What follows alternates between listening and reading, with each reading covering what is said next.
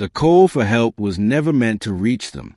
When the Valorian Union activated its last emergency beacon, it was addressed to any nearby civilized species, anyone with ships, compassion, or even curiosity. Their worlds were burning, their defenses shattered by an enemy that did not negotiate, did not retreat, and did not tire. The Valorians were scholars, engineers, artists. They were not warriors, and they were running out of time. What they did not expect was for the signal to be answered by a species officially classified across most galactic databases as Deathworlders, avoid at all costs. Humans, the enemy fleet, the cartoon expanse, had descended like a plague. Living warships blotted out stars. Planetary shields failed within hours. Entire orbital rings were torn apart as if made of paper. The Valorian High Council watched helplessly as city after city went dark. "We are out of options," whispered Councillor Ilex. "Send the beacon." Another councillor hesitated. "If they respond, then at least we won't die alone," Ilex replied. The beacon was sent. 3 cycles later, long after hope had faded, Valorian sensors detected something impossible. Not one fleet, but many. Hundreds of warp signatures tore through real space simultaneously, arriving in perfect formation, close, aggressive, and utterly unafraid of the enemy armada waiting for them. Valorian technicians stared in silence. "They came straight into the kill zone," one whispered. "No evasive maneuvers." The cartoon reacted instantly, redirecting their fleet. They had crushed dozens of civilizations already. One more would make no difference. Then the human fleet finished arriving. Black-hulled ships of brutal, angular design locked into position. No ornate crests. No glowing intimidation displays. Just weapons, vast, layered, and terrifyingly functional. A human transmission cut across all channels. "Valorian Union," a calm voice said. "This is Admiral Sarah Cade of the United Earth Fleet. We received your distress call." The council chamber erupted. You came," Ilex stammered. "But the cartoon, there are too many." There was a pause. "Understood," Admiral Cade replied. "Please move all remaining civilian vessels behind our line, and turn off your external sensors." "Why?" Ilex asked. "So you don't get distracted," she said evenly. The cartoon attacked first.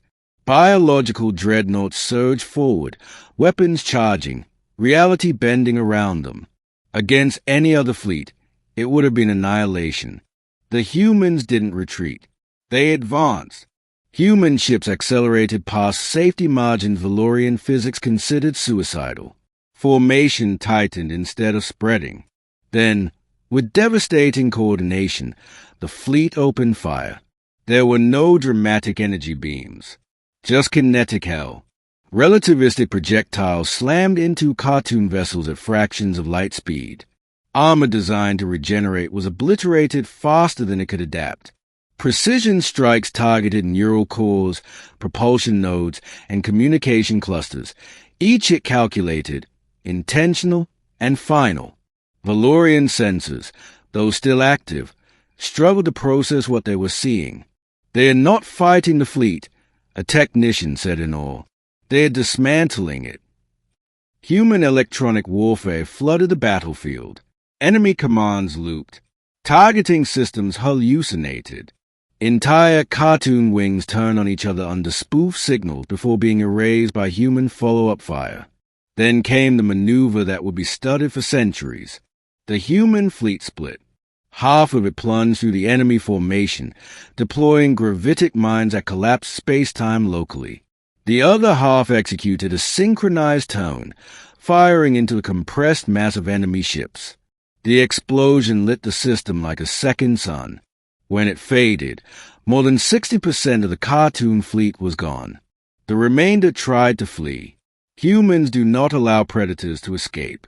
Fast attack vessels pursued relentlessly, disabling drives rather than destroying hulls.